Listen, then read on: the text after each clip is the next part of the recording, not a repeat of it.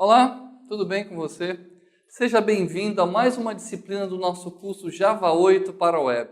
Finalmente chegamos no objetivo final do nosso curso, que é pegar tudo o que nós estudamos até então vistos na primeira, segunda e terceira disciplinas e levar para a Web. Como é que a gente faz para desenvolver aplicações para a Web com todos os recursos que nós estudamos agora? Este é o objetivo da nossa quarta disciplina que nós estamos começando agora. E o que é que nós vamos estudar na quarta disciplina? Vamos dar uma olhadinha no slide, o que é que nós já estudamos até então. Vamos lá. Até então, a estrutura do nosso curso ela é composta por 4 disciplinas. Na primeira disciplina, nós vimos Java 8, Fundamentos Teóricos e Orientação a Objetos, onde nós estudamos Introdução à Tecnologia Java, Introdução à Sintaxe Java e a Programação Orientada a Objetos em Java dividida em 2 partes. Ou seja, não sabíamos nada de Java e, tendo feito a primeira disciplina, aprendemos o básico do Java. Na segunda disciplina, quando a gente vê Java 8, pacotes, tratamento de exceções, applets, genéricos, collections, lambdas, streams e interfaces gráficas, nós já começamos a avançar no nosso estudo do Java básico, envolvendo pacotes, erros e exceções, applets, anotações, entrada e saída, genéricos, framework collection e as novidades do Java 8. Ressaltando principalmente, dando destaque a lambdas e streams. E por fim, vimos aplicações gráficas em Java. Aí na terceira disciplina, nós começamos a ver o Java Enterprise, o Java para o ambiente corporativo. E aí nós estudamos a arquitetura Java Enterprise, fizemos uma introdução ao banco de dados com Oracle, depois vimos como trabalhamos persistência de dados usando JDBC puro, depois usando o framework de ORM como Hibernate, e, por fim, usando a especificação Java para trabalhar com persistência, chamada JPA, e desenvolvendo o projeto prático JPA com Hibernate. E na quarta disciplina, o que é que nós vamos estudar a partir de agora? Vamos dar continuidade ao Java Enterprise, só que focando agora os componentes web. Para isso, nós vamos estudar os seguintes assuntos. Vamos fazer uma introdução à internet web HTML, vistos agora, a partir de agora, nesta unidade. Depois vamos estudar o componente Java Servlet, na unidade 3 os componentes JSP e na unidade 4 o padrão de projeto MVC, fazendo a integração Servlet e JSP. Então veja bem, esse é o conteúdo da nossa quarta disciplina. Aí você me pergunta, professor Sampaio, após ter concluído essa quarta disciplina, o que é que eu vou saber fazer? Você vai saber fazer tudo em Java. Respondendo a sua pergunta, é isso. Você vai desde desenvolver aplicações simples desktop, já ter a base de fundamento para desenvolver aplicações para mobile, apps, se você quiser, já tendo a sintaxe toda do Java, e desenvolvendo aplicações corporativas, portais corporativos usando Java. Só que para isso, como eu fiz na terceira disciplina, vou fazer também na quarta, a gente precisa de uma introdução básica dos assuntos fundamentais que a gente precisa saber para desenvolver aplicações para a web com Java. A primeira, que é o assunto que nós começamos essa unidade 1, é Introdução à Internet, Web e HTML. Então, eu vou começar falando sobre internet. Só que antes de falar sobre internet, dá uma olhadinha aqui no slide. Eu quero só situar você no modelo de aplicação Java Enterprise que eu mostrei na terceira disciplina. Onde é que nós estamos aqui nesse slide? Nós estamos aqui agora na parte do browser, que está destacado aqui em amarelo, é onde nós estamos. Na terceira disciplina, nós vimos a parte de database, que está destacada em vermelho com um tracinho que já foi visto. Então, nessa primeira unidade, nessa unidade 1, o que é que nós vamos estudar? Vamos estudar como é que a gente cria aplicações, no caso, para a web, que vai fazer uso de recursos que vão estar armazenados em um servidor web. Então, nós vamos, nessa unidade 1, estudar justamente como é que a gente faz, trabalha com browser, cria GUIs, Graphical User Interface. Esse vai ser nosso foco agora. Perfeito? Aí na unidade 2, nós vamos para o Web Server. Ou seja, no Web Server nós vamos ver todos os componentes que a gente precisa trabalhar. Perfeito? Então é a partir daí que nós vamos começar. Então, voltando para cá. Internet. Vamos começar a falar sobre internet. Não adianta eu querer falar desenvolvimento de aplicações corporativas para a internet sem falar nada sobre internet. Apesar de a internet fazer parte do seu dia a dia, no seu smartphone, no seu tablet, enfim, aonde você está conectado à internet, eu vou falar um pouco a respeito da grande rede mundial de computadores e da revolução que ela está trazendo no nosso dia a dia, na nossa vida. Vamos ver o conceito de internet. Definição. É uma rede que engloba várias outras redes que interligam bilhões de dispositivos computacionais, desktops, smartphones, tablets, de empresas privadas, públicas, acadêmicas, de governo, com alcance global e que faz uso de uma ampla variedade de tecnologias de comunicação, como satélites, cabos submarinos, cabos terrestres, etc. Podemos ver aí pela imagem esses diversos dispositivos interligados a equipamentos de infraestrutura, no caso roteador, no caso switch, enfim, os mais variados tipos de equipamentos de infraestrutura que te permitem estar ligados à internet, a grande rede representada aí pelo globo. Qual é o público de internet hoje? Qual é o público no mundo todo que faz uso da internet? Considerando que a nossa população atual é aproximadamente 7 bilhões e meio de habitantes, desses 7 bilhões e meio de habitantes, 3,7 bilhão já fazem uso da internet.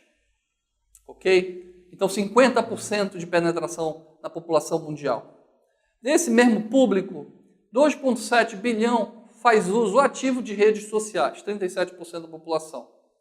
Desse público, 4,9 bilhão, equivalente a 66% dos usuários da população global, faz uso de smartphones. E desses usuários, 2,5 bilhões fazem uso de redes sociais via smartphone, 34% da população. Então esse é o público hoje que consome internet. Esse é o público que está ligado com a internet. Então, voltando para cá, a internet ela é de fundamental importância hoje para o ser humano, como o é a energia elétrica, a água encanada. Então, você não se vê numa residência sem água encanada, sem energia elétrica e sem internet. Você pode estar com o seu smartphone em qualquer lugar que você for num restaurante, for num bar, você pergunta, me dê a senha do Wi-Fi, que eu quero acessar as redes sociais, quero ver as últimas notícias. Então, a internet hoje ela faz parte do nosso dia de uma necessidade básica. Só que nem sempre foi assim. E a internet não aconteceu do nada. Como qualquer tecnologia, ela foi uma soma de esforços nas últimas décadas para ser o que se é hoje. Para nós termos hoje essa onipresença da internet na nossa vida. E como é que começou a internet? Vou falar um pouquinho do seu histórico. Vamos dar uma olhada. Surgiu no período da Guerra Fria, década de 60, entre as duas maiores potências da época, os Estados Unidos e a antiga União Soviética. O intuito era criar um sistema de comunicação militar que permitisse a distribuição de informações entre várias localidades nos Estados Unidos, permitindo a replicação dessas no caso de um ataque nuclear. Foi criada a ARPANET, um projeto iniciado pelo Departamento de Defesa dos Estados Unidos. Após o período mais crítico da Guerra Fria, o governo americano permitiu que os pesquisadores das principais universidades que desenvolvessem estudos na área militar, na área de defesa, também poderiam usar a ARPANET. Aí na imagem você vê várias instituições de ensino americana, as mais conceituadas, tipo MIT, Harvard, na costa leste, na costa oeste, você vê UCLA, USC, Stanford, quer dizer, elas interligadas na ARPANET para desenvolver projetos de pesquisa acadêmica com foco militar. Só que a partir daí foi um pulo para que a internet se popularizasse. Então, voltando para cá, a ARPANET pode-se dizer que foi o pontapé inicial para o nascimento da internet, quando a comunidade acadêmica pôde fazer uso dessa grande infraestrutura de comunicação. E aí, além de projetos de pesquisa militar, outros projetos, não necessariamente militares, também foram desenvolvidos. E aí, a internet se tornou o que nós conhecemos hoje. Só que para que isso fosse possível, foi importante padronizar como é que os dispositivos computacionais, por que eu falo dispositivos computacionais? Há 10 anos atrás eu falava computador, há 15 anos atrás eu falava computador, hoje eu tenho que falar dispositivo computacional. Porque hoje um celular é um dispositivo computacional. Tem um poder de processamento muito superior a computadores de 10 anos atrás, por exemplo. Então fica um termo mais abrangente. Qualquer dispositivo com capacidade de processamento hoje, para que faça uso da internet, ela precisa falar um idioma padrão, precisa falar uma língua padrão. Então, há décadas atrás foi pensado como é que diversos tipos de computadores, de diversos tipos de fabricantes vão se comunicar nessa grande rede. Eles precisam falar um protocolo, uma linguagem padrão, comum. Como é que vai se chamar essa linguagem? Aí foi definida a arquitetura TCP/IP. Então, a internet só existe, só funciona como ela é hoje por causa da arquitetura TCP/IP. A arquitetura TCP/IP define como a internet funciona. Define toda a comunicação da internet. Qualquer dispositivo interligado à internet, ele fala TCP/IP. Perfeito? Vamos a uma definição mais formal do que vem a ser o TCP/IP. A internet utiliza o conjunto de protocolos padrão da internet, TCP/IP, para permitir a comunicação de vários bilhões de dispositivos computacionais no mundo inteiro. Então, aqui pela imagem, nós podemos ver, por exemplo, um computador com IP 192.168.50.50 querendo enviar uma informação através de pacotes IPs, tá, para um servidor, por exemplo, web, FTP, de um outro lado do globo terrestre, por exemplo. Como é que ele vai fazer isso? Ele encaminha isso para roteadores da internet, roteadores que falam TCP/IP. O roteador vai redirecionar essa mensagem até o seu destino. Então, com a arquitetura TCP/IP, qualquer dispositivo computacional conversa com outro dispositivo computacional através dessa arquitetura, através dessa linguagem padrão TCP/IP. O sistema cresceu de tal forma que se tornou um conglomerado de redes em escala mundial de bilhões de dispositivos interligados pelo protocolo de internet, permitindo acesso a todo e qualquer tipo de informações. E como é que está estruturada essa arquitetura TCP/IP? O TCP/IP, também chamado de pilha de protocolos TCP/IP, é um conjunto de protocolos de comunicação entre computadores em rede. Seu nome vem de dois principais protocolos, que é o TCP, utilizado para transmissão de dados, e o IP, que é o protocolo de internet, utilizado para a identificação. Então eu posso olhar aqui na imagem ao lado como é que está estruturada a pilha de protocolos TCP/IP. Ela está dividida em camadas.